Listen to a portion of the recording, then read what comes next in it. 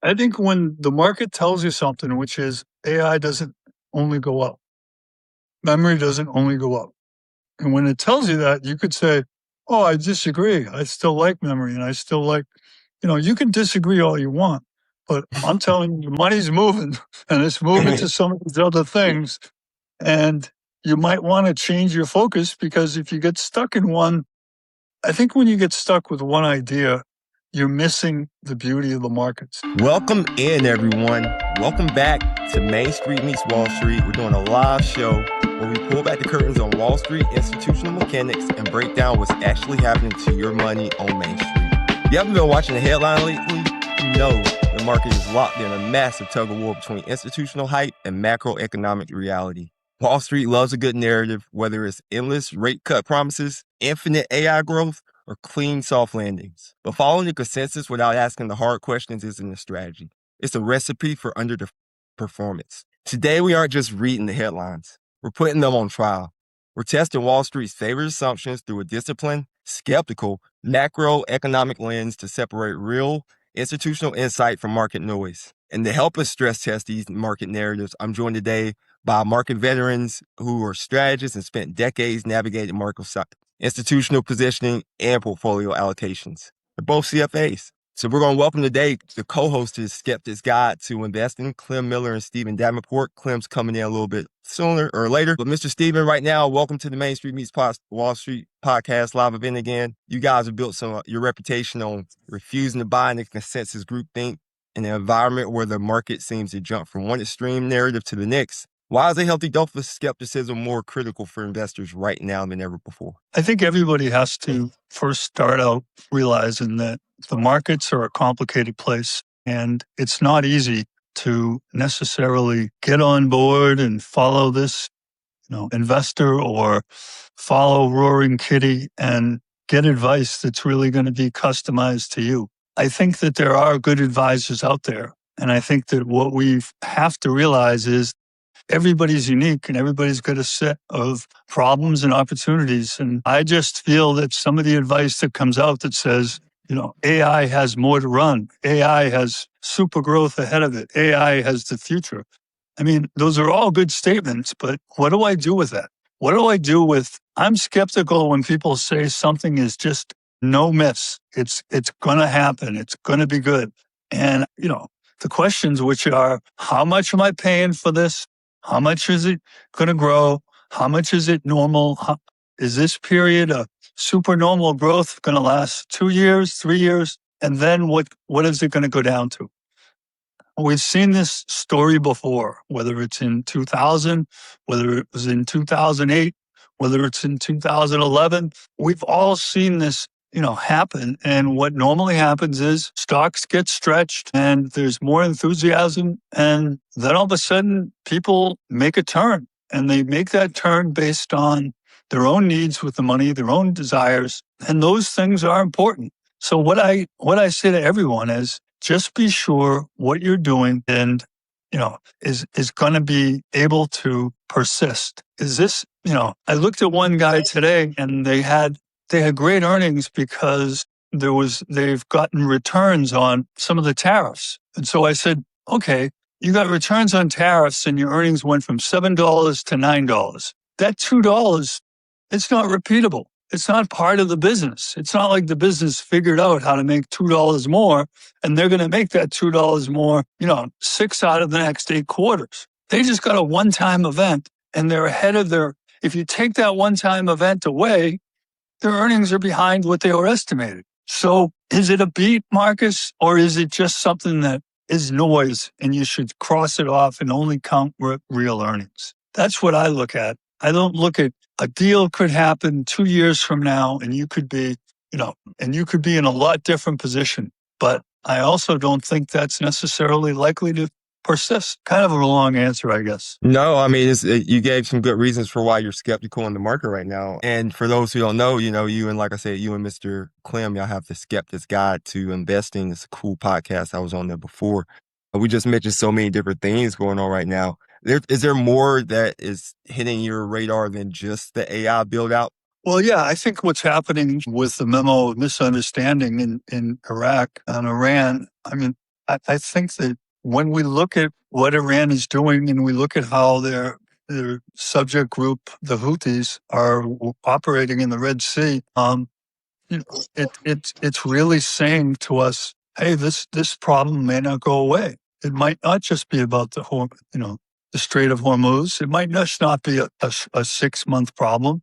This could be we're going to see more and more people try to control waterways and prevent energy, which is a key to the economy. It's really something that I think is going to persist, and I think we've got to get used to a different world. And that world is one where we're going to have to understand the risks we're taking and try to mitigate them by some other methods of delivery of oil and delivery of LNG. And that's the that's one of the main items I'm thinking about right now, Marcus, is how does this higher energy price and higher inflation cause us to not lower rates and not help the housing? And how does it cause us to be in an affordability problem where we're going to have more investors and voters voting that they're not happy with the way things have gone? And I just look at these things and they keep going on. And so I think the more this is going on, the more the Republicans are going to lose the House and potentially lose the Senate. And if they do, Trump's actions and activity is going to come to a screeching halt. And I think there are a lot of investors who are very long some of these ideas because they feel that this is a great time because we have a president who's lessening regulation and trying to do things for certain groups to make money and is communicating what he's thinking of doing through Truth Social, which I think in a lot of ways, we haven't had a president like this communicate on social networks and had the question about whether this information is really shareable. And so I think the war, I think the inflation, I think all of those things are separate really from what's going on with AI. And in the AI space, I think the NIMBY, not in my neighborhood, and also the Not in my idea of backyard. not in my backyard, sorry, and the ideas of energy problems for some of these server centers are real problems. And so how do we get through them? How do we move forward? All I'd say is, given the number of cases I've seen where regulation and local residents is stopping the development of some of these, and shortages is going to make them longer to deliver, I think the delivery point for AI is moved out. Because it's moving out, I think that's why some of this pullback is going on. I think there's an energy question. I think there's a water question. I think there's a regulation question. And I think all three are local. They're not national. So we can't legislate what happens in Wisconsin or Louisiana or, there's a lot of local regulation that needs to be resolved. And so I'm not saying these things won't happen. I'm just saying the likelihood that they're going to happen on the timetable that we have now is slim. And it's turning into none if we have these affordability and energy problems with what's going to happen should the midterms not go the Republicans' way. There you go. Yeah, there's a lot. You just mentioned a lot of things that are happening outside of AI. So that's a good thing there just to say. And as we see this right now, we've seen the market broadening out here lately, and you really cover some of the things that we're going to dig deeper into in this hour, but with the AI reset, you remember when memory was up, the Republican Redux, memo of misunderstanding, the SAVE Act, and the Red Sea. So it was great to see all that stuff. But I'm assuming Clem's still coming. Clem's having some technical difficulties. Let's start just talking about the AI reset, some of these issues right here. You mentioned some of those things that you dove into, right? What are you seeing with the actual efficiency of Capex? What are you saying? You think it's I know you mentioned that the I time just think frame the is extended. CapEx, You think the the time frame CapEx here is just, it's more than all the roads that have ever been developed in the highway system. It's more than, whatever we did when the internet came on board in the early 2000s.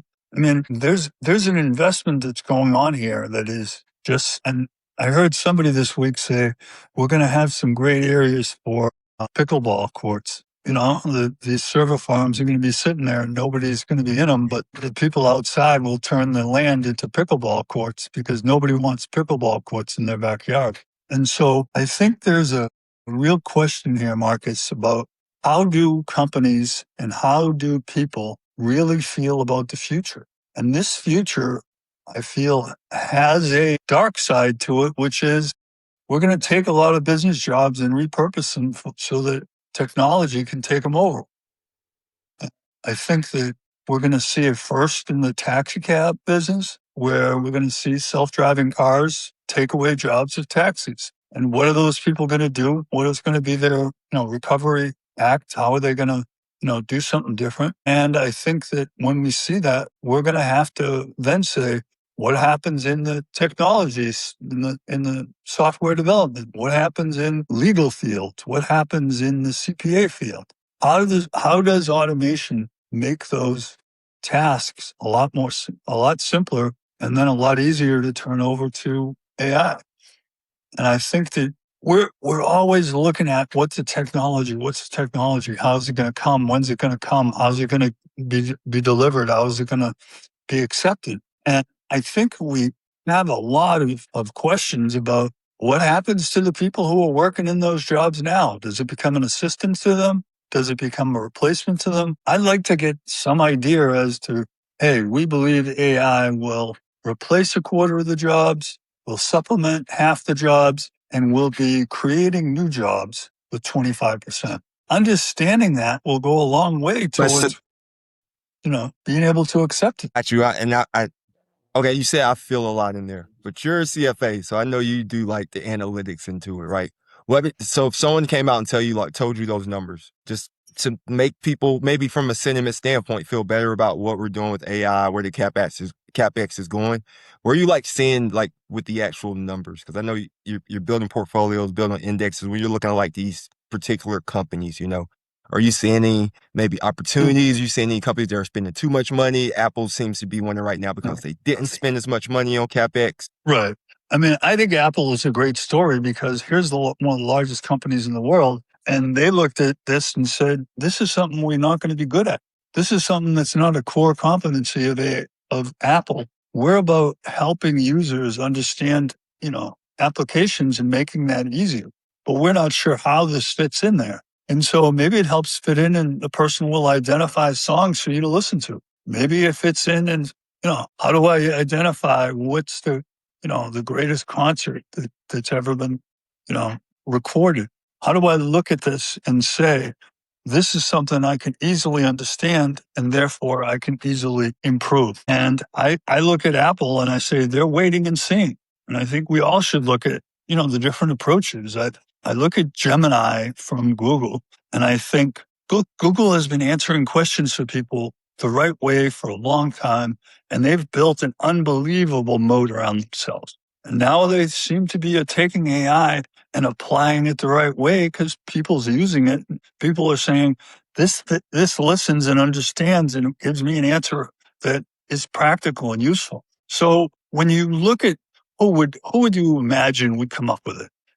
Is it going to be a company like OpenAI? Is it going to be a company like SpaceX? Is it going to be a company we already know who already has billions and billions of interactions and questions? And those people are going to be able to take that information and then use it effectively. And so I look at the winners, and I think the winners are those who are going to be able to do this at a reasonable price in a reasonable way so that they get done and it all gets done effectively. And I think that's really important, that we have somebody who has been doing this for a while and is looking to add to it. And I think that's what, I like Google in this space, because I think they have just an unbelievable set of assets and an unbelievable set of YouTube as an asset. I don't think has been fully monetized, because I think that from what I see and understand, people are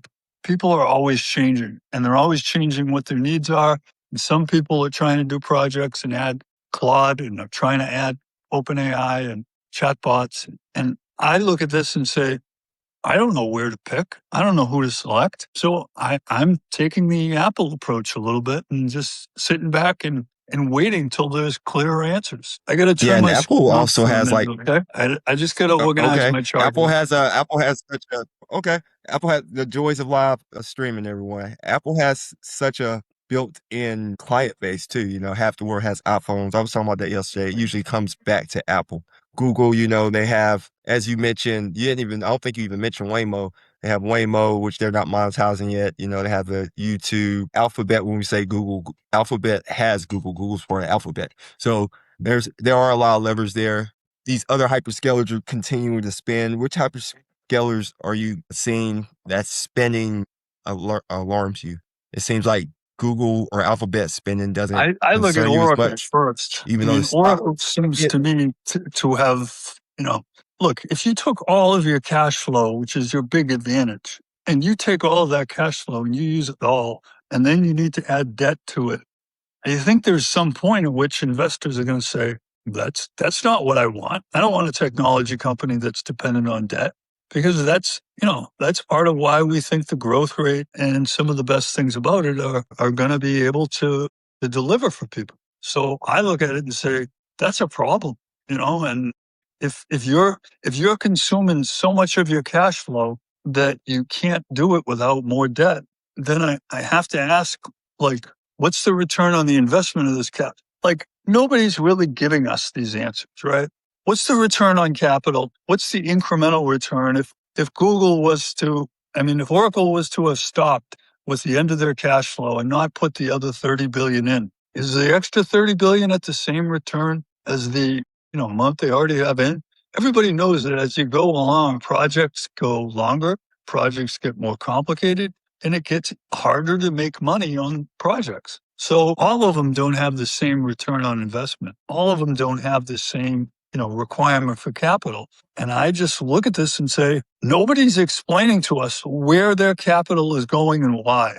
Let's look at that and say, all right, I like that idea that Oracle is the person for software for companies. They're the business that has delivered for their software in corporate environments. So tell me, what corporate environments are you going to use your AI capability for? And which ones are going to have the highest returns? And which ones have been pushing hardest for you to deliver? And then we all can understand this a little bit better. Instead, you're just, I feel like there's the spend, but there's not the ask. And everybody who thinks that companies can do whatever they want, absolutely. So can investors. If you don't want to answer the questions, don't answer them.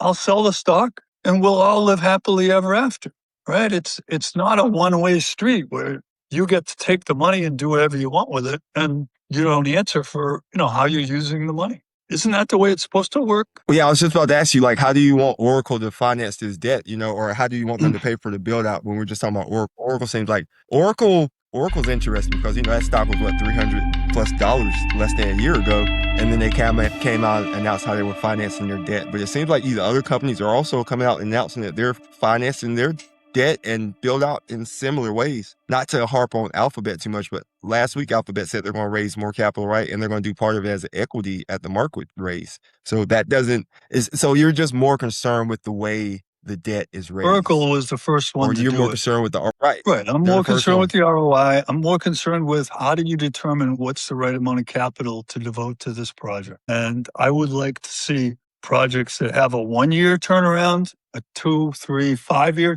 Like, tell me when this is really going to happen, and then tell me that you've got your projects in place such that, I went to look at buying a 55 plus home today. We went into a subdivision and we talked to the person who was in the sample home, and they said, well, we don't know what the demand is going to be. We don't know what the pickup is going to be. We don't know how we're going to see this development through. It could be 6 months. It could be 12 months. It could be. So I look at that and say, okay, everybody's got to make decisions about what type of house they're going to build. And that's going to attract a certain type of investor. And that investor might say, that's too long a time for me.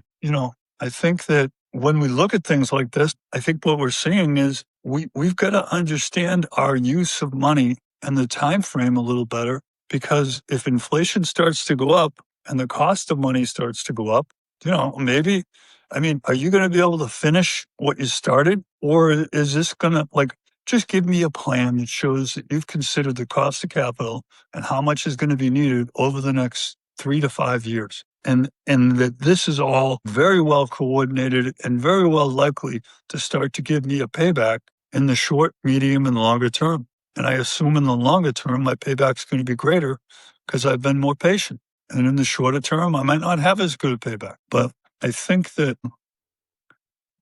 what we're seeing is something that is going to be temporary. I think companies are going to have to get better at it.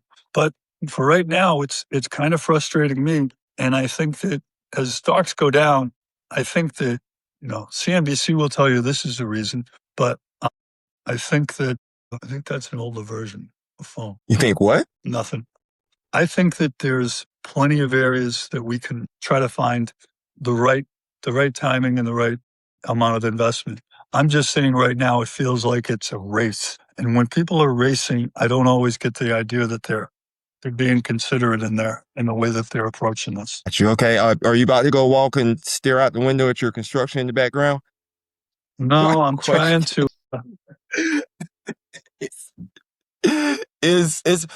But you bring up some great points. And Clem's watching. Clem, try that link that I sent you. You should be able to get in here. But the points, like, so are these hyperscalers not giving you enough information when they're reporting? And when I was referring to hyperscalers, I actually wasn't even thinking of Oracle. I was thinking more like Meta, which is taking a big hit. Microsoft, we speak about Microsoft in the advisory board meeting. So I was thinking more like those companies, but Oracle is definitely like the poster child for it, for sure. They're taking the biggest hit, I think, for sure. Yeah. That's some good stuff, Mr. Steven. Anything else you want to say about AI and the AI build out right now? No, I think this has further to go. I think we've gone up too fast. And I think that what you're seeing is the weaker hands are showing themselves and they don't see it. And it needs to get better.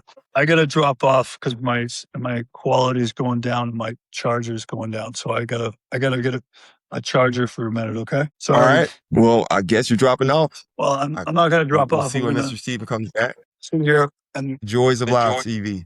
Well, I guess this isn't TV.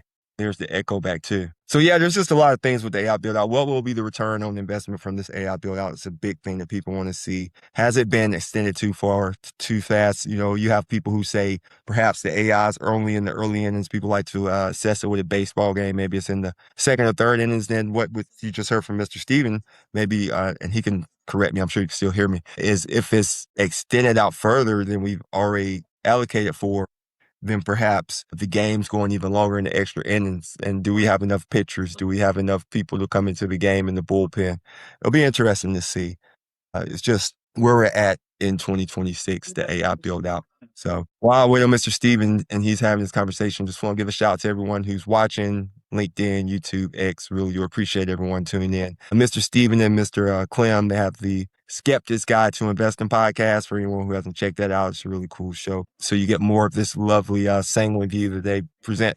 But no, seriously, they bring some really good knowledge and different views of things. For those who don't know, Mr. Davenport owns Circle Capital. Him and Mr. Travis, that's a financial planning firm. And then Clem Miller is a professor over at Georgetown. He's retired and an investor. So welcome back, Mr. Steven. Welcome back. Thank you. It's I don't know if I told the story, but I went to France and I ran out of my charger and I hadn't packed it.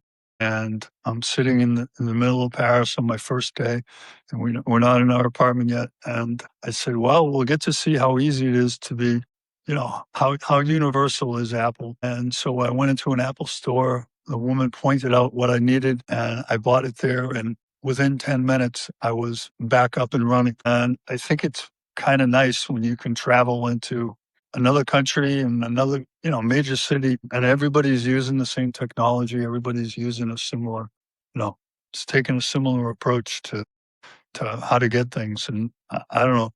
I always think of these companies as being, it's in the mall over here, it's in the mall over there, it's in Atlanta, it's in Boston. But I don't think of, Paris and NC and some of these other places where you can just walk down the street and it's the same apple. And we're taking a bite of the same apple. And to me, these companies have such a huge footprint that influences so many people.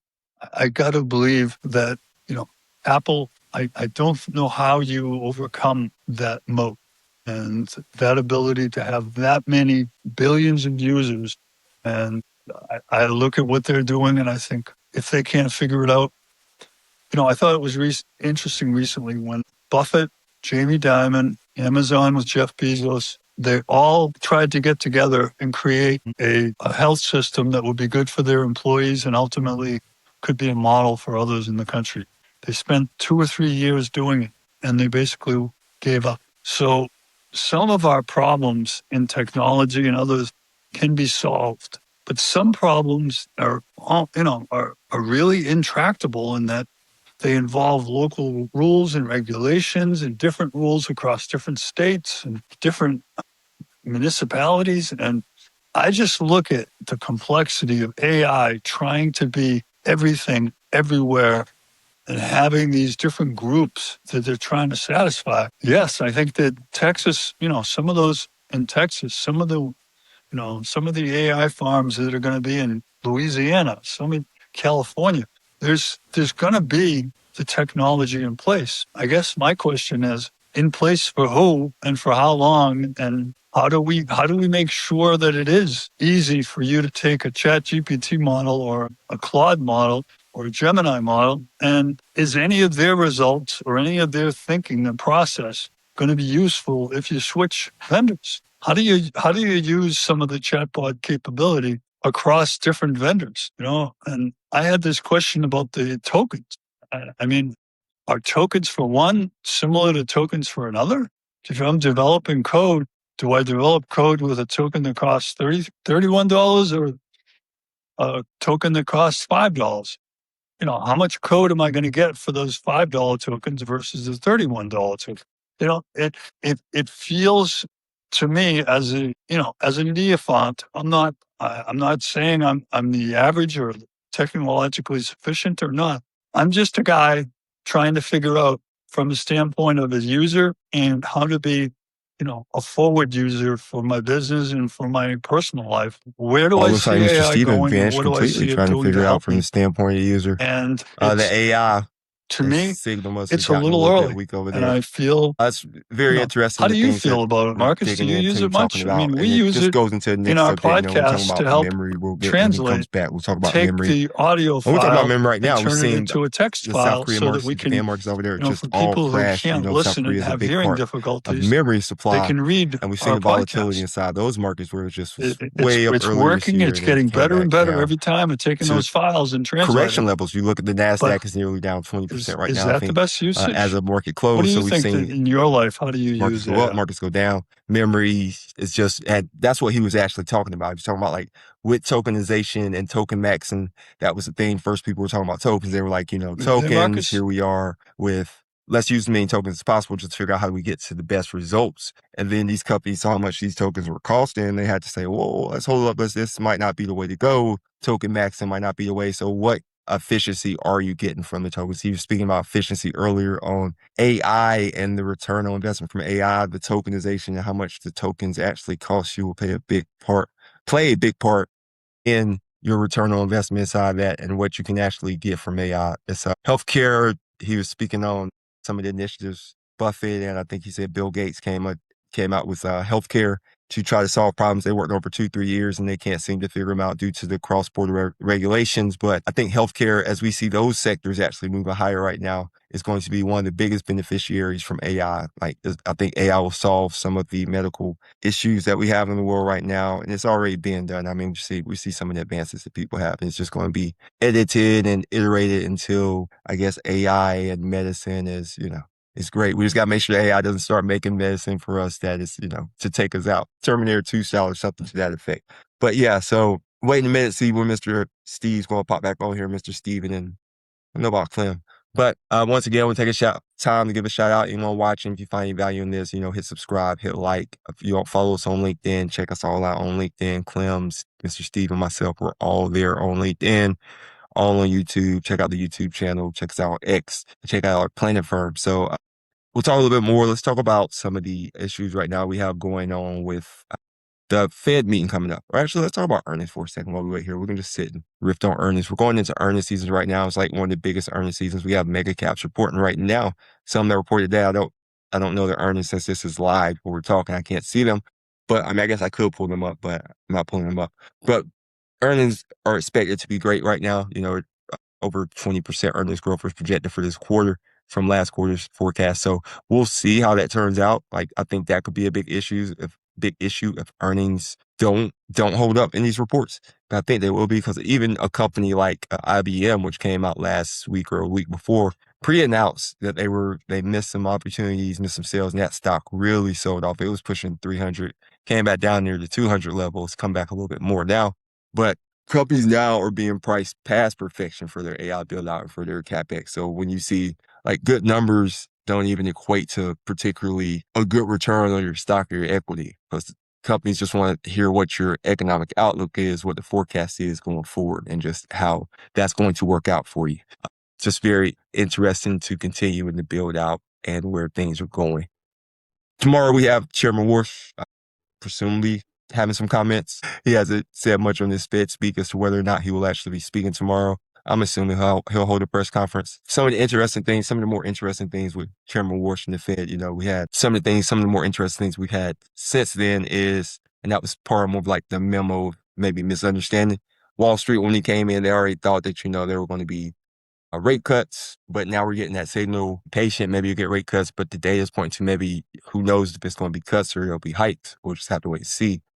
He's not really giving any indication as to which direction he's going. We've had some Fed speak actually come out, which is a thing that Walsh wants to reduce. I don't want to say eliminate, but he wants to definitely reduce it. And it's been definitely more hawkish than dovish. It's been pointing towards hikes versus maybe cuts. And so, dovish pivot, I don't know if that's even on the way already. It's more so in the mindset mentality style versus actually what we're going to get. But we're here on Main Street with this reality, so jobs and inflation data, these things stay persistent. People have jobs. That's a good thing, right? We do have jobs. And as long as you have jobs, that's one of the big things that will keep the economy afloat. But inflation is so persistent that people's purchasing power continues to just deteriorate. There's no better way to put it than as if inflation goes up and your wages don't grow, your purchasing power deteriorates. Pretty much plain and simple. But we're seeing consumer sentiment versus what's actually happening. So we're seeing the consumer sentiment, some worry even coming out from corporate leaders and whomever are speaking right now, coming out. But what we're seeing with the data, Bank of America does a good job of this, showing a peek behind into what the actual consumer is doing. So what we're seeing with that data is I'm here just so y'all know. What we're seeing with that data is we're seeing that consumers are actually spending. So they're still spending. Now saving levels are starting to come down. People are going to their savings, spending more money that way. Because like we said, inflation and pricing is sticky. There's a dirty four-letter word called affordability out there right now. But who knows how long the consumer can hold up at these levels. And the housing costs remain elevated, which ties back into Chairman Walsh. If we see interest rates reduce, that should hopefully help boost the housing market. But another big thing with the housing market is the actual housing market supply that we have out here in the market. So you may see the housing market supply. We need more houses and we need some type of, initiative for folks to move out of those homes they've lived in for 20, 30, 40 years. It looks like Mr. Steven's back in the middle of one of my riffs. Mr. Steven, how are you? Are you fine? I don't mind riffing. I'll tell you what I've been talking about. I don't know if you can hear me, and then you can jump in. So I was talking about, I think I closed off on what you're talking about with the tokens and token maxing as a way for the efficiencies. I was kind of on the memo of misunderstanding. And I know you mean with the random of misunderstanding, but we'll cover that in a second with the Red Sea. I was talking more with the Fed, from the Fed standpoint versus like what was projected, at the beginning of the year, where everyone was saying like cuts versus where we're actually at right now. So if you want to dig right in there, that's where we're at. Okay. I mean, I think that what the Fed is doing is trying to really determine who is the Fed and what are their inclinations. I think that from a standpoint of, is inflation a problem? I think it is. And I think Trump has said, no, it's not. We need lower rates. And I think that the problems in energy and the problems in general show that inflation is a bigger issue for us. And so I think the Fed and what Walsh has been trying to do is encouraging, because he's not ruling out raising rates. I think he would prefer not to, but he's saying if the data continues to drive us that way, and I think that's a good way for him to lead a group that is used to, the way that Powell has led things. Powell has been an aggregator. He wants to take all the knowledge and the people in the room and try to use it to figure out what's best for the country overall. And I think there are industries that scream lower rates. We need lower rates. And then there are others that say, we have cash flow. We don't need to worry about rates. And then there's others who say, look, I paid off my mortgage. I don't need to worry about debt anymore. And there's all kinds of people at different points in their lives in different industries. And I think we all know that rates are important. But what is more important is that we're communicating as a whole with what the overall economy is doing and why they're moving in a certain direction. I think that was a good thing. It happened under Bernanke, and it was less of the Greenspan, let's be obtuse and not really say anything so that nobody can really understand us. I think that was a mistake. It was overly intellectual, and it was really unfair to people who are trying to do the right thing and understand how their policies are going to affect their investments. I hope that Morse continues to listen to the group as a whole. I hope that Powell can stay on for some period of time until they've resolved whether the building project of the new center for the Fed is done appropriately or not done appropriately. I don't think that Trump had reason to question. And I think that the judges are kind of saying that. Let's just hope that the Fed continues to work for what's best for all Americans. I've had a problem with the Fed focusing so much on markets because when you think about it, they're supposed to be the Fed for all of America, not just the 55 or 60% who have stocks. So when they focus so much on the stock market, it tells me they're forgetting about Main Street. And Main Street America is having a problem with affordability. You've got to say to those people, hey, we're going to squeeze out inflation because we know inflation is hurting you. And should we think about it relative to investments as well? Perhaps, yeah, there's a large percentage of the country, but given the fact that investments are up 22% last year and 21, I'm not sure that Main Street guy has ever become the primary person. I think during COVID, there was a time when they were sending out $1,500 checks that people were really concerned about that person who can't get to work because businesses are shut down. And I think we need to go back to that and say, how is that part of the country and that part of the economy being affected by these rates and being affected by higher costs because of Iran? I think that as a whole, the Fed is supposed to be for 100% of America. And I think that what it does is it leans towards favoring what they do for business owners and investors because they feel, hey, they're the people that are employing that bottom 40%. And if we take care of them, they'll take care of the 40%. I think it needs to be a little bit more. And my call to action is I think the Fed needs to do more. And one of the ways I think they should be doing more is in financial literacy and understanding how our systems and our society, is not being served by some parts of the industry. Payday loans, Title Max. I mean, you've heard these things before from me, Marcus, but I think that as a country, we need to get rid of the people who are hurting others and do more for the people who are helping. It's a very idealistic way to look at things, but I look at companies the same way. Some companies are doing a great job in terms of donating their time and resources and products and making a difference in a lot of communities. And I think that's great. And I think we need to recognize them for that. And I'm not sure we should focus on whoever's up 310% year to date. I can't see that 300% year to date is a sustainable rate of return. So therefore, I'd say I like to understand why they are. And if some of my companies can use some of their same ideas, I'd like us all to be up 310%. But is it realistic? I think that what is realistic is we can do things for others to make things better as an environment. That's why you do your podcast. That's what we do our podcast, because we believe that people need help. People need help with money. People need help with information. People need help with their jobs and their future and understanding how AI is going to affect it. Okay, let's do things to make it better. And that's what I think you do with your podcast. And that's what we try to do by helping investors become more educated in our podcast. Is that it? No, we could always do more in terms of how we contribute. I mean, I'd love to talk about, donor advised funds and taking some of these appreciated stock, putting it in a donor advised fund and giving some money to community efforts that are going to make AI and other things, more reasonable for the average man. I don't think that my $1,000 is necessarily going to change things considerably, But what I think it does is it says, hey, I'm making an effort. And that's all I ever tell people is as long as you're making an effort to make others better, I think that's, kind of the golden rule.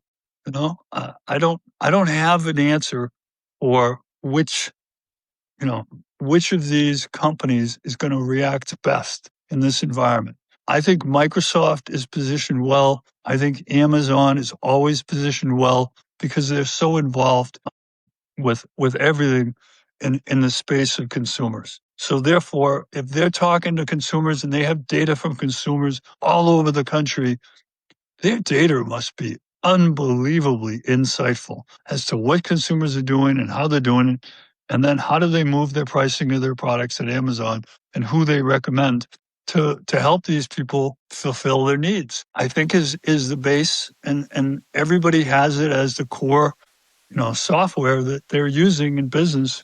I don't see anybody else coming close. Therefore, I got to say, they're going to have a big part of this future in AI. And I think that how they handle it with their open AI investment, I almost wish they would cut back and say, hey, we've made this initial investment, but is that for life? Like, should Microsoft be forever committed to OpenAI because they started together? Or do you say, I like what Anthropic is doing with Claude. I think they need more respect. And I think Google was given this, we're not one of the big boys. And then Gemini came out and just slapped people around. I look at the markets this week, and one of the big things that nobody's talking about is China and DeepSeek and some of the software and some of the, the new memory chip company that just went public, up 450% the first day. What is going on in China and their software approach instead of a chip-centric approach in the U.S. should be telling people that we don't know where AI is going. We have ideas. We've always believed that if we apply the best technology and we have some of the best programmers, we should come out with the best product.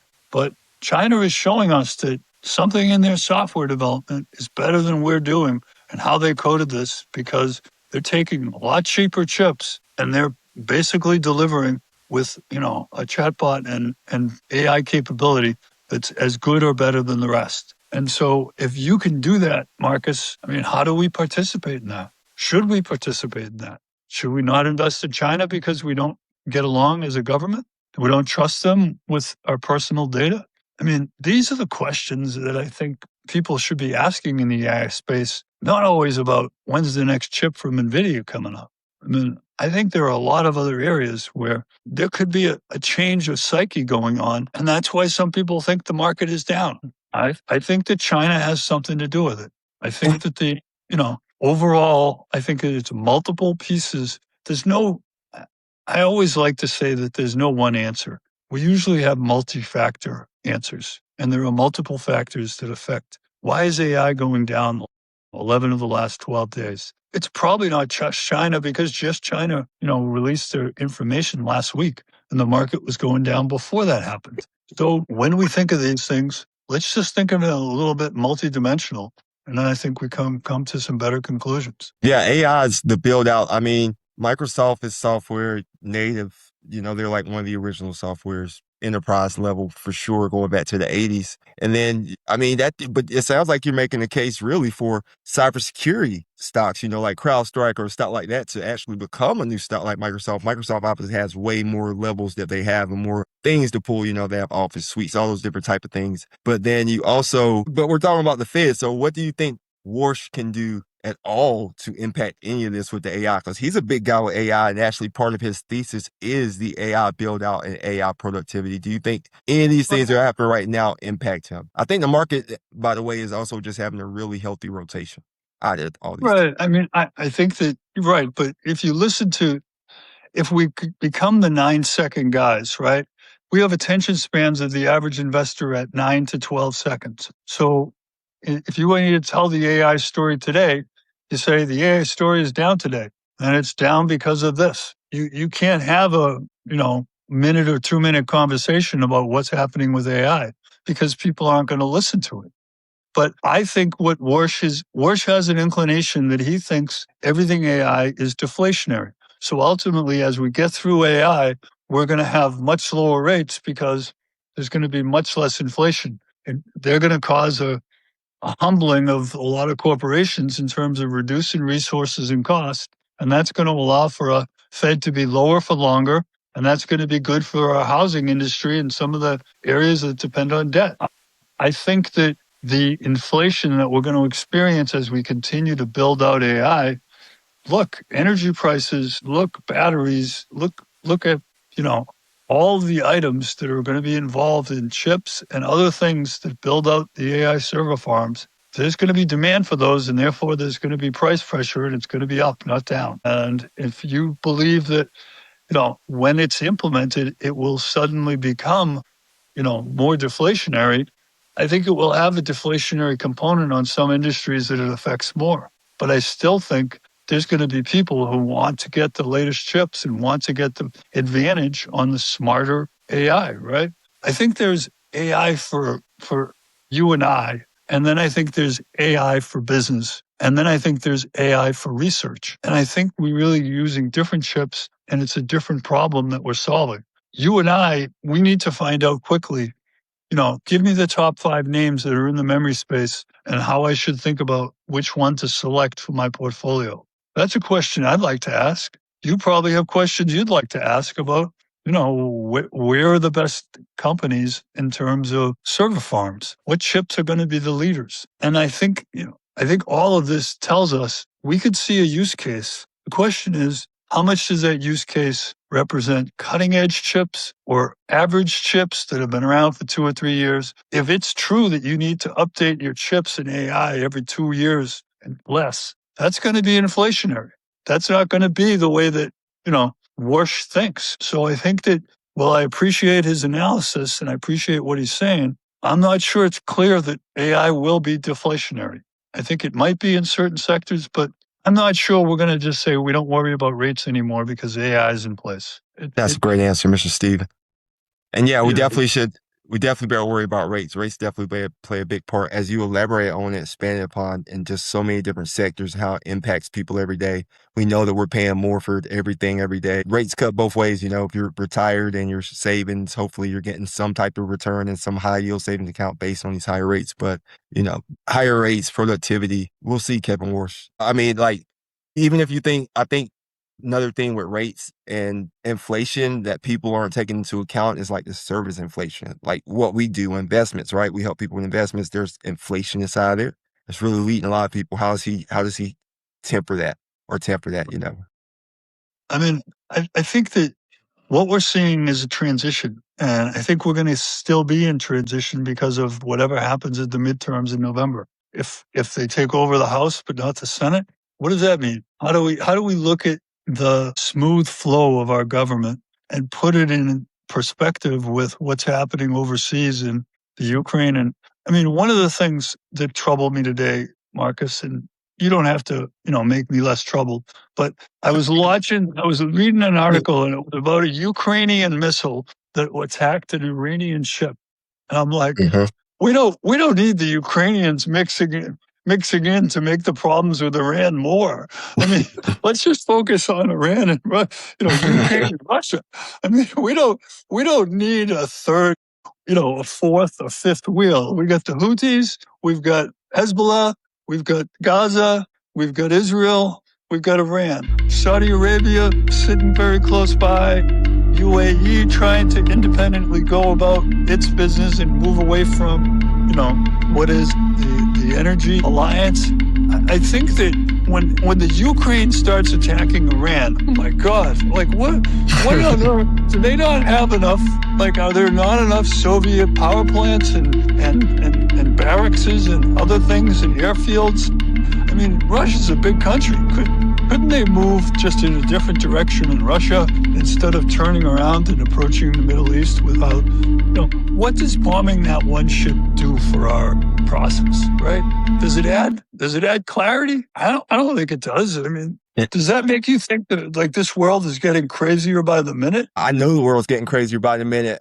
I think apparently I saw a story a couple of days ago. So I think like the Iranian Ukrainian thing, like they have some type of like old beef that goes back apparently. I don't know. Like I was like you, like kind of taking it back when it was hit and they didn't like just immediately come out and like, say we didn't do this or anything. And it's like, Interesting. But I think, let me ask you this question too while we're sitting here. We're going to transition to the Red Sea. You want to talk about the Red Sea? Someone asked a question the other day. They were like, what do you think will happen if this conflict becomes regional? And I was like, is it not already a regional conflict? Yeah, I think we're pretending it isn't because we want to tell a story. Right, Mike? I mean, a lot of the news wants to tell a story that, enraptures people and makes them feel good. And in reality, the story here is, hey, we've got a troubled actor, Iran, who has done a lot of things to suppress their people and done things that are violent against one of their neighbors, Israel. 27 years, 37 years, whatever. It's been a problem. We know about it. We know it's real. We thought we saw Saudi Arabia starting to come to an agreement with the Abraham agreements with Israel. And I think that Iran looked at that and said, if Saudi Arabia ever joins up with Israel, our chances in this region are going to go south. So they said, we can't make that happen. And then they clamped down on on the protests, and they started behaving in ways that was a little bit troublesome. And all of a sudden, Israel says, we got to do something because they're coming back and they're going to have more capabilities. Yes, they look around and they see Saudi Arabia, they see the U.S., they see the major world powers who all depend on their oil. And they have to say, as a group, now we have to care about the Strait of Hormuz. Now we have to care about the Red Sea, because everybody who thought it was offline to do anything against the flow of oil, because everybody realizes, what are there, 15 countries, and 15 countries, oil is the number one, thing produced in those 15 Middle Eastern countries. I mean, if it's not oil, it must be at least, majority oil. It's sand. Yeah, it's sand and oil. And I think the sand has been really profitable lately. So I think that we know that this is going to be a part of this world and this region forever. And I think that the one thing I'd say about last week, the Plum and I talked about, which was interesting, is, can you believe the Saudis, who are the king of oil, are going to have a nuclear program developed by the U.S.? I mean, didn't Trump just say that, there was no need for nuclear in Iran? I mean, how do you turn around and say, oh, by the way, but Saudi Arabia, they need nuclear. We got to give them the capabilities to have more nuclear power because they don't have enough energy. I mean, it's just amazing to me how these stories get more and more entwined and difficult to determine. I mean, would you have expected in the middle of the Iran conflict, we'd have an agreement about, Saudi Arabian nuclear power plants? I mean, Yeah.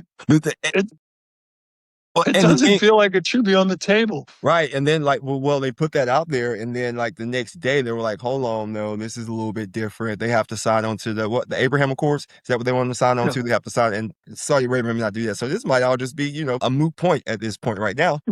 It's rhetoric that I think is all my only point is, all these things are being thrown at us, and we got to either be patient and wait on the next pitch and say that wasn't a good pitch. That's not realistic. That's not going to impact anything. Or we say, I got to look at this and figure this out and see, maybe there's a U.S. nuclear power company that's going to, just take off because of their relationship with Saudi Arabia. And, I mean, do I have enough nuclear exposure? Is nuclear going to continue to dominate some of these server decisions because it makes the power decision on the local power grid, less of a problem? I think it is. I think nuclear will be a solution. But I also think that if you go to a nuclear solution, it's going to take some time to get everybody to buy into that, right? Attaching to a grid has its problems, but it's very well understood in terms of environmental impact and what it means for that county or that district. Adding nuclear power to reactors all over the country, that are bite-sized or smaller sized to just run a server farm, that could be smaller, but doesn't it still have the same problem with results that, broken down, that some of the materials in the waste is going to be stuff that you need to find a place for? Because it's smaller waste doesn't mean it's not dangerous waste, right? Yeah, you can't create or destroy matter. And how can, And I guess, I feel like this is almost like a replay of what we did with these other countries that we worry about with nuclear weapons. You go in, you help them develop their nuclear program, and they say, well, we won't enrich this up to that grade. We won't get it up to the grade where it's like weapons grade. Of course they are. I'm Like, crossing my fingers. yeah, what makes us think that we should have nuclear weapons and other people can't, though? But that's a whole nother conversation, like we could go on for hours Well, I and think hours on that. they're all becoming entwined, Marcus. And so my big question is, what does it mean for investors? What does Yes. it mean if they become less dependent upon their own oil? Does that mean that they can let their own oil be sold at lower prices? And therefore, they might help the U.S. to build up its reserves and strategic reserves and help other countries build strategic reserves because they don't need as much oil because their power is going to be nuclear generated for a lot of the things they do. I mean, I have to wonder if you just look at this idea of, do you believe in, there's a limited amount of, Resources. resources and carbon Hmm. assets, or do you believe that we just haven't discovered them enough? I mean, there's a big argument as to whether we've got more, more shale and more other ways to get at this oil. And if we use those methodologies, we could make oil last for another 20, 30 years. I don't know. I don't know if it can. I don't know if gas can be replacing oil and we're going to have unlimited gas. Everybody says we have unlimited gas, but when everybody says that, shouldn't it be selling for almost zero then if it's unlimited? You know what I mean? Isn't that what it mathematically it's going to approach zero if it's got an infinite amount, right? That would be the equilibrium. But what people don't understand, and those are good points. Like oil really makes the world go round. Like that's what controls it all. Like when we talk about like stocks and bonds, like interest, like bonds really, they control the equity market because there's so much more. But oil makes the world go round because like there's everything has oil some way, some component to get it there, to get it back. Even with this clean energy push, you need oil to get these things up and running right. Correct? Like so it's Right. just it all goes back to oil. We've spoken around. I want you to talk more about what you see with the Red Sea because you particularly wanted to talk about the Red Sea. But like we said, this is for investors. So what are you seeing with investors? I think I mentioned earlier, I think this is more of a health I would program. love to find out, if you told me, Marcus, and I could go in and ask one question of ChatGPT, I would like to know what company is going to benefit as more and more Middle Eastern countries build pipelines versus move oil through the sea. What company is going to, is it a German company? Is it somebody must be the best pipeline builder because It, when they get built, they're huge projects and they involve huge amounts of money. So if we're going to build out so that people can avoid, choke points in the Middle East, I mean, there's going to be grids of pipelines going everywhere. And so my question is, who's going to, I don't need to own the oil. I don't need to own the AI chips. If I just own the pipeline company that's going to be busy for the next 20 years, I've only got, I'm 63. I've only got 20 years left. I don't need to goodness. worry about, you know, I don't need to worry about 2050. Do you? You I do. hope so. Yeah. Well, you can worry about 2050. I just don't know if I need to put it on my radar. I mean, I ain't And so I look at the things in the near term and say, somebody's going to produce the steel that goes into those pipelines. Somebody's going to produce the programming and the design, and it's gonna be a huge, huge project. And then to me, if that's really going to happen, then yeah, I think the Red Sea and what happens at the Red Sea is that now people will look and say, where does Saudi Arabia go as a third point of exit? Do they try to build take the oil the opposite way through the Suez and have delivered? I don't know the delivery schedule for how much oil is Saudi Arabia delivering to its major partners, and who is the main delivery point, and how do you take those delivery points and say, well, this one is going through a much safer route, therefore I should have more business with that country, right? I mean, if Saudi Arabia or Aramco, and you're saying, hey, I'm really getting screwed on my Strait of Hormuz production, then what do? You try to get the hell out of the production in Strait of Hormuz and get it to a place where you can deliver it easier, right? And that's what I wonder is who's going to be the one that kind of comes along and says, hey, these pipelines, we owe them all this, we've got this new material that is less expensive, more durable, stands up better in terms of heat insulation and less fires, less combustibility. Don't you? I keep waiting for batteries. Batteries are so heavy in where they're used that we need to have better battery technology so that a lot of our solar could go to battery instead of it has to be used right away, right? Mhm. If we have better battery technology, what would that mean for solar and other uses? The world isn't going to be solved by one chip from NVIDIA. And I think that what investors need to know is there are problems we need to solve all around the world. And we need to first think about how do we do things safely? How do we do things in a productive way? And how do we work with people longer term? Because I don't want to invest in friggin' pipelines and then find out that somebody is compromising the success of the grid here, right? We're pretty lucky to be bombing all these places that are more than 15,000 miles away, right? It kind of helps because hey, your missiles only have a range of 5,000. Okay, like that we can deal over here and not feel like there's any reasonable way for them to get back at us. And Yeah. I I think we got to start to be a little more wise about some of these issues and just try to help them add to clients' wealth because not everybody wants to buy the latest AI. Not everybody is comfortable with some technologies, especially people who might be losing their job to that technology, right? Is it a good idea for people to buy, OpenAI because OpenAI might replace your job and therefore you'll gain the profits and the company shares you own and that will offset your future income? I don't know if it's going to work that way. Yeah, it won't be a one for one with the replacements in the job. I think back to even earlier in our conversation when we were talking about like the Uber driver and when it becomes fully self-driving, will that driver become a person who now has to like wash the car or who has to do maintenance on the car? How will they become integrated in that system with the cars? Speaking on how one could invest in this situation, right? Just thinking about like, you made really good points too. Like where are the next pipelines? How are you thinking ahead? Like who's financing this?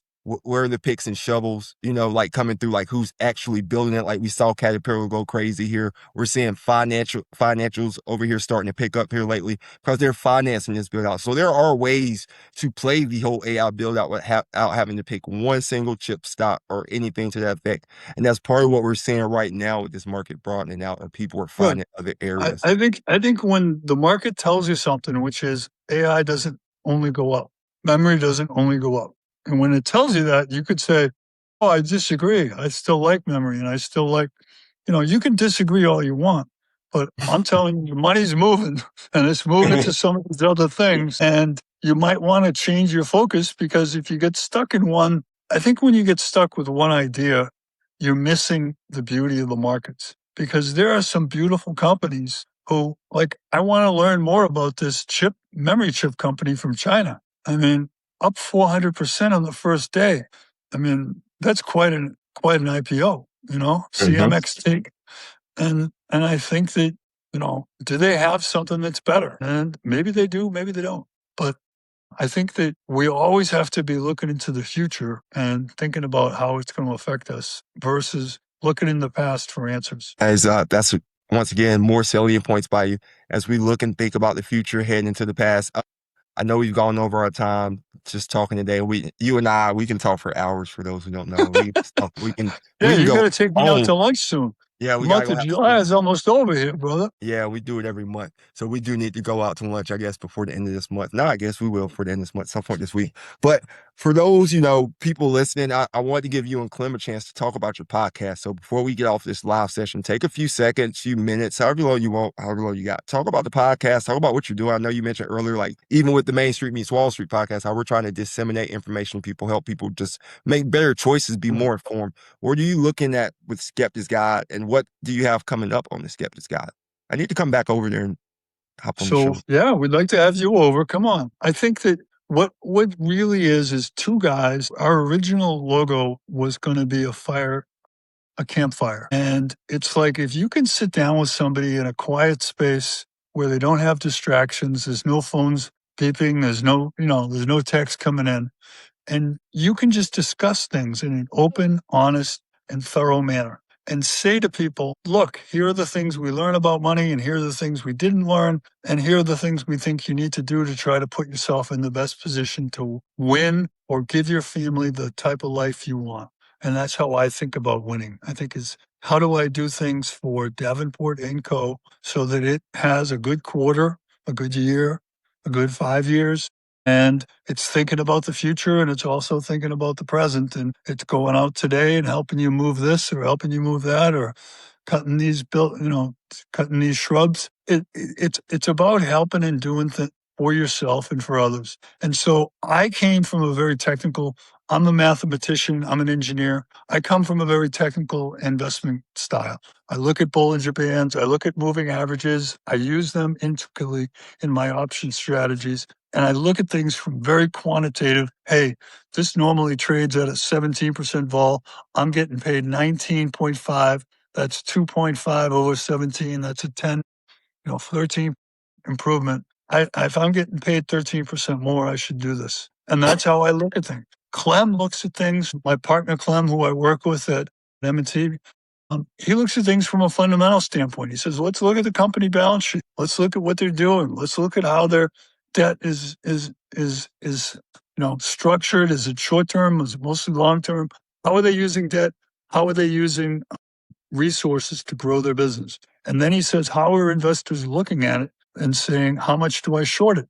Because he believes in short interest. So short interest is important. So he uses it in his factors. I don't use it in mine. So when he was writing blogs on LinkedIn, I just said to him one day, look, I could talk to you about these blogs back and forth all day. Why don't we just get on a podcast and talk about it?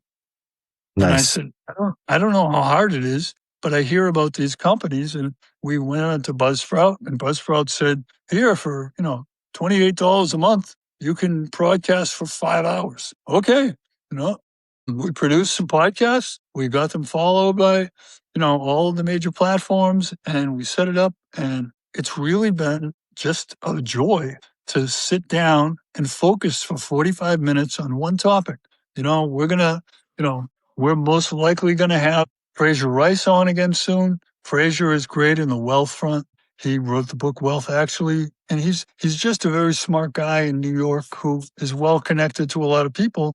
And his stories about what he's seeing in the wealth space, they help us understand the wealth space and what people are looking for.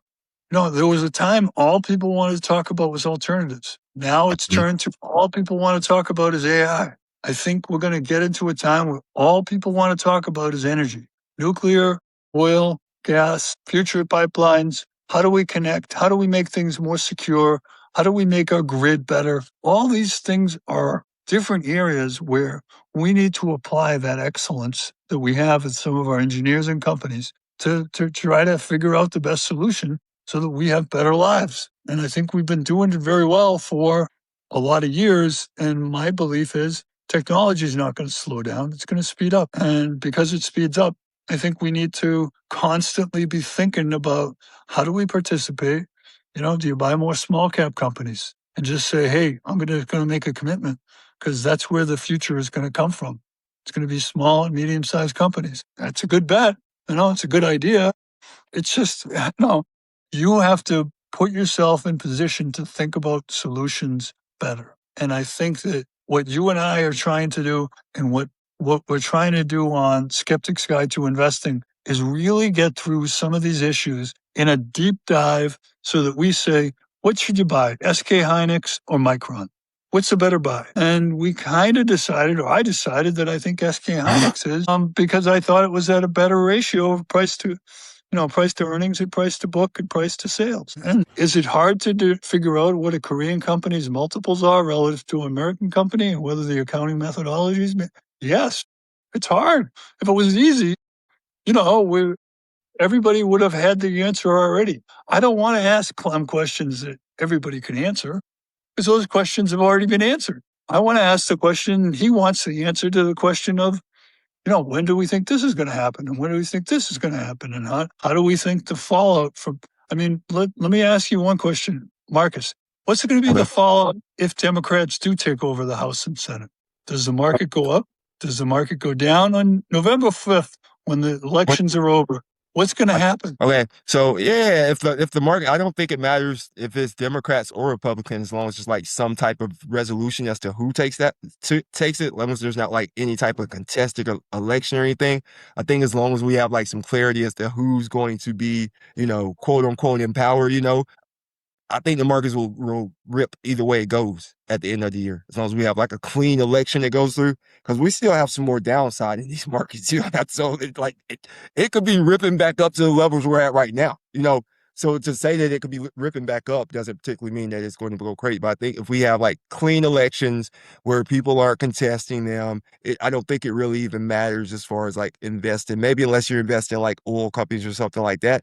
But I think history shows that over time, green goes up, right? Regardless of red or blue. So I don't think it really matters when it comes to that. I think a lot of the stuff that's going to happen in between now and then, there's a lot of money that's going to be made in between there. Like you mentioned, the VIX, so the volatility is going to be highly extended. I think that comes down after the elections as well. Yeah, I look at this. I think we get some support at 6,500 or 6,200 on the S&P. I think those are 6,500 from where we're at. So 20 more percent from right now. We're at like 74. No, we're at 74 or no. So You said 6 or 65?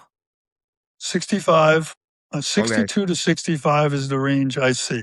So I think we could go down Almost 20. another 100, 120 from where we are now, which is somewhere around 14 or 15% added on to maybe it's a 6 or 7% correction we've had since the peak. So I think we go down 22 total, and then I think we start to rally as becomes some clarity. And I think you're right about as long as there's clarity, I think people will invest well. But I believe that there are a lot of people who will be upset if the Democrats take over, and I think they will show themselves in some of their, some of the investing. I think the market could have some heartache between now and the end of the year. But I agree with you. The most important thing is that we have a fair and easy and clear election, because I want us to know for sure what the result is. Yeah, exactly. We need to know the results from our election. Policy will change, but people are, will politicians be able to trade individual stocks? That's a big thing right now. Politicians seem to do some of the best stock trading in the world, and that's on both sides, right? Nancy Pelosi's portfolio's crazy, and Donald Trump's portfolio's crazy. So it's like the returns, so it's just I hope we get to some kind of a bill. I know they tried to put it in the SAVE Act and it didn't work. And, I think that they've tried to put bills together. I don't know if the bill that's in there that says no trading by any person in Congress. I think that's kind of like picking an extreme example and hoping you end up somewhere in between. I would like something that was clear and concise. And, I don't think we have that yet, but I think it'd be great if we had it for this election cycle. But I think it's going to be in a bigger election cycle, like in 28. Gotcha. Yeah. And when we were supposed to spend some time on the SAVE that, but I'll wait till Clem comes. Me, you, and Clem are going to have to hop on and we'll just do a recorded podcast instead of trying to do it live, and we'll get this out to people. But because we're running up on time. So is there anything in particular that you want to talk about or let anyone else know about? How long have y'all been doing the podcast?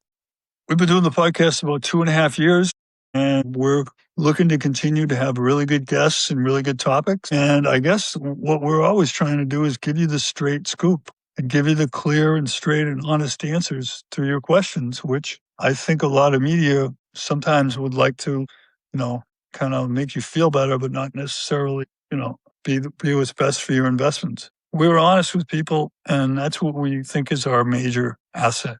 Our experience, our honesty, and our ability to look at problems from different angles. I'm a very technical person in terms of mathematics and models. Clem is more of a fundamental person in terms of a company's story and how they anticipate growing earnings and what's in their future. And I think when we go at an issue together, it gives you multiple perspectives to how you should think about your investments. And I think if you don't have multiple perspectives, You might be on that one side of the boat, and that might not be the side of the boat you want to be on when the wave hits you, right? I mean, I want you to be in the middle of the boat, able to react and take wherever the waves take you in a way that you don't get hurt. And I know it's another analogy, but our current analogy is stairway, and we're the guardrail. So you have a handrail going upstairs. We've all got to go up those stairs of our careers. We've got to find, money for kids, money for college, money for all these things. And we need sometimes to hold on to something that we believe in so that we can make the trip easily and quickly and safely. And we don't fall and stumble and then fall backward down the stairway. That's where we want to be the ones to help you feel solid with what you're doing and how you're using your investments. That's kind of that's how I feel that what we're doing. But I think I'd love to, get some other opinions, and people send me emails or texts. I'd gladly like to talk about it. Very good, very good. Yeah, and I do think you and Clem, y'all are a good match when y'all meet together. You bring different approaches and different ways of looking at everything. But like you said, people realize like they may hear me say I feel, or they may hear you say I feel, or hear say I think, or hear me say I think.